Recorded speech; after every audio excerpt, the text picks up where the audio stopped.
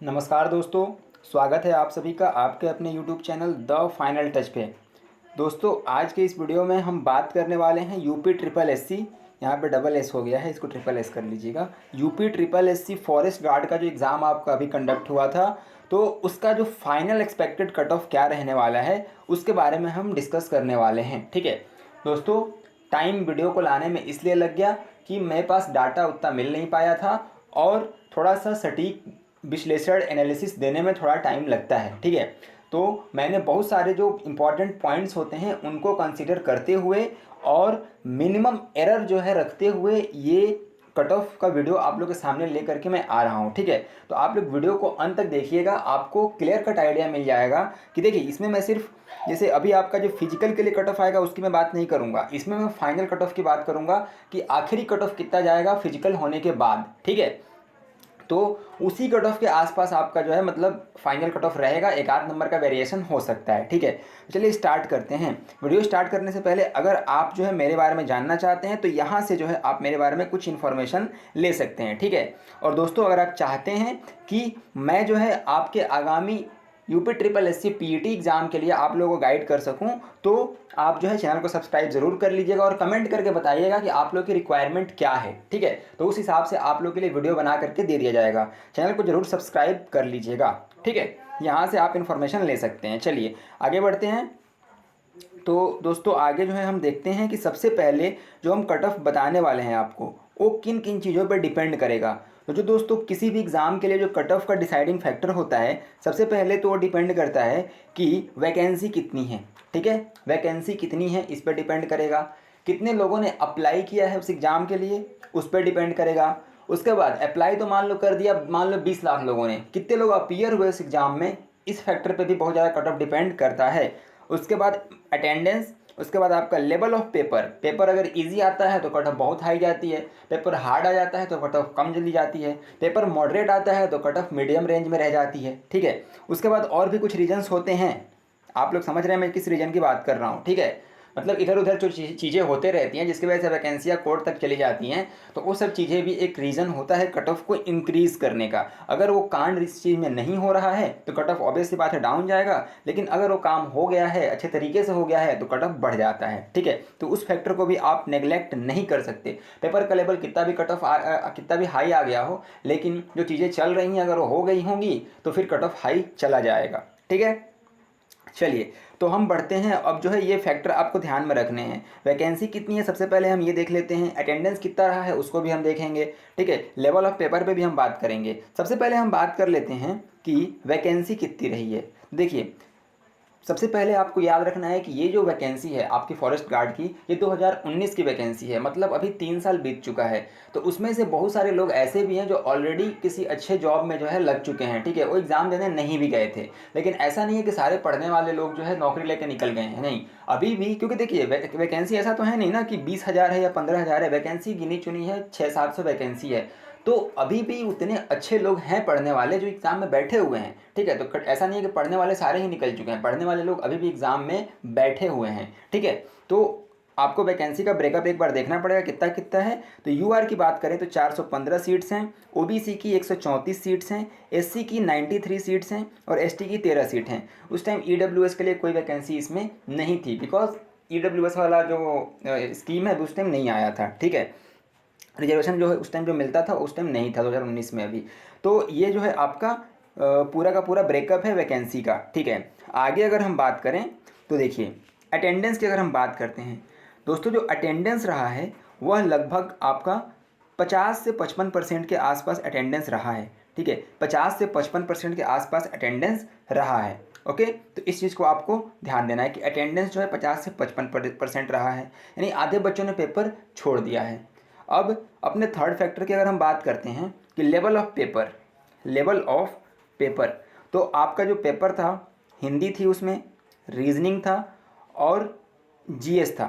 ठीक है, तो दोस्तों हिंदी का पेपर जो मैंने देखा है, अपना एनालिसिस मैंने देखा है पेपर को देख करके, या फिर जो लोगों से यानी कि कैंडिडेट से फीडबैक जो मुझे मिला है उसके आधार पर अगर मैं बोलूँ तो Hindi easy to moderate level की थी। ठीक है, ईजी टू मॉडरेट लेवल की हिंदी थी। अगर आप थोड़ी बहुत अच्छी खासी मतलब थोड़ी बहुत तैयारी ठीक ठाक करके गए हैं तो आप हिंदी में आराम से 80 में से जो है 70 प्लस या फिर 65+ क्वेश्चन करके आ जाएंगे, ठीक है, जो कि एक अच्छा स्कोर होता है। उससे वही अगर बात करूँ रीजनिंग की, दोस्तों रीजनिंग जो थी वह मॉडरेट से टफ़ की ओर जा रही थी, ठीक है, रीजनिंग मॉडरेट से टफ़ की ओर जा रही थी। कुछ क्वेश्चन अच्छे लेवल के रीजनिंग में थे। वैसे ही अगर मैं जीएस की बात करूं तो जीएस में भी कुछ क्वेश्चन जो इसको टफ बना रहे थे वो थे पुरानी पुरानी स्कीम्स का पूछना, ठीक है, कुछ क्वेश्चन बहुत डीप में जाकर पूछना। तो इसको जो है ये भी आपका मॉडरेट से टफ की ओर जो है पेपर जा रहा था जीएस वाला भी, ठीक है। तो अगर मैं बात करूं तो देखो जो रीजनिंग था वह मोर और लेस मतलब ज़्यादा जो झुकाव था वह मॉडरेट पेपर की ओर था, और जो जीएस था उसका ज़्यादा झुकाव जो था हार्ड यानी टफ पेपर की ओर था। यानी जीएस जो है अगर मैं एक क्लियर कट आइडिया दूं, जीएस टफ बोल सकते हैं, ठीक है, मॉडरेट टू टफ थी लेकिन टफ की ओर ज़्यादा झुका हुआ था। और रीजनिंग जो था वह मॉडरेट टू टफ था लेकिन मॉडरेट की ओर ज़्यादा झुका हुआ था। मतलब अगर आप थोड़ा सा प्रैक्टिस किए हैं और दिमाग आपका चलता है तो आप रीजनिंग का क्वेश्चन सॉल्व करके आए होंगे अच्छे खासे, ठीक है। वहीं अगर मैं हिंदी की बात करूँ तो हिंदी जो है मॉडरेट मतलब कुछ ही क्वेश्चन थे जो अच्छे लेवल के थे, बाकी आसान थी, ठीक है। तो हिंदी को आप ईजी की ओर ज़्यादा झुका हुआ मान सकते हैं। अब यहाँ से अगर मैं ओवरऑल बात करूँ पेपर का कि ओवरऑल पेपर कैसा था, तो जो पेपर ओवरऑल अगर देखा जाए तो पेपर को हम बोल सकते हैं मॉडरेट, ना तो बहुत हार्ड था और ना ही बहुत ज़्यादा इजी था, मॉडरेट पेपर था आपका, ठीक है। अगर ठीक ठाक तैयारी करके गए हैं तो आप अच्छा क्वेश्चन अटेम्प्ट करके आए होंगे, ठीक है।